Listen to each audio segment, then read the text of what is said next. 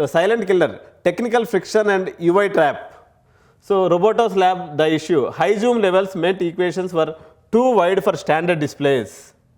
So ఇది problem జరిగిందనమాట. Robotos lab the impact, student force to scroll side to side for single questions breaking mental flow. Students Roboto slab ఏదైతే ఉందో, students టాంటెంట్స్ force to scroll side by side for single questions breaking and mental flow ఇబ్బంది అయిందనమాట. So result ఏం జరిగింది, increased anxiety పెరిగిపోయింది వాళ్ళలో, time wastage జరుగుతున్నటువంటి బాధ కలిగిపోయింది. సో అది సాల్వ్ చేయగలిగినటువంటి ప్రాబ్లమ్స్ కూడా సాల్వ్ చేయకుండా వాళ్ళు బయటకు వచ్చేసినటువంటి పరిస్థితి అయితే ఉంది. సో ఓవరాల్గా సబ్జెక్ట్ వైజ్ అనాలిసిస్ తీసుకున్నప్పుడు మ్యాథమెటిక్స్ అయితే టఫ్గా ఉందండి.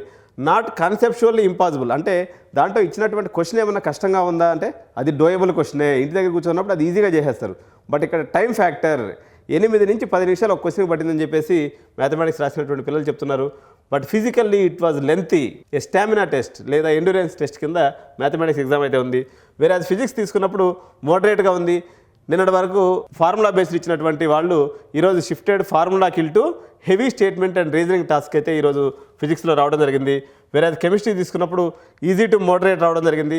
Organic was a relief, but physical chemistry calculations for heavy. So ఓవరాల్గా తీసినప్పుడు మనకు చూసారు కదా, ఎప్పుడు అంటే ఇది మోడరేట్ పేపర్ అనడానికి కారణం ఏంటంటే ఒకటి ఈజీ ఉంది, ఒకటి మోడరేట్ ఉంది, ఒకటి టఫ్ ఉంది. జనరల్గా ఈ రెండింటిలో ఏదో ఒకటి గ్రీన్ అండ్ ఎల్లో కింద వస్తూ ఉన్నాయి.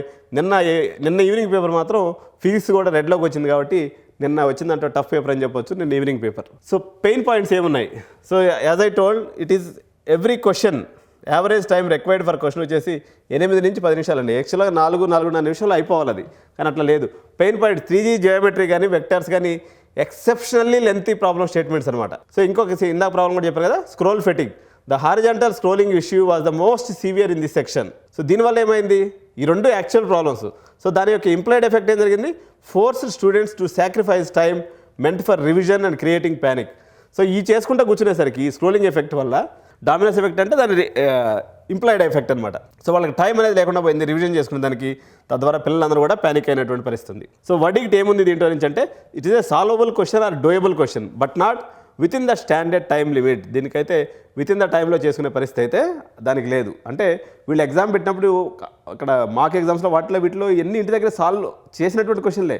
బట్ టైం మేనేజ్మెంట్ నిన్న కూడా చెప్పాను, మనం అనుకున్నాం 89 తరఫు నుంచి ఈ మొత్తం ఈరోజు 8 పేపర్లు చూసిన తర్వాత నాకు అర్థమైంది ఏంటంటే మీరు టైం మేనేజ్మెంట్కి సంబంధించి కంపల్సరీగా అన్ని కాలేజెస్ కూడా మీరు సపరేట్గా ఒక రోజు ఒక 1 అవర్ పిల్లలకి అని చెప్పినట్లయితే వాళ్ళ గెట్టింగ్ స్కోర్ యొక్క ప్రాబబిలిటీ అనేది పెరుగుతుందని చెప్పేసి మనం అనుకోవచ్చు.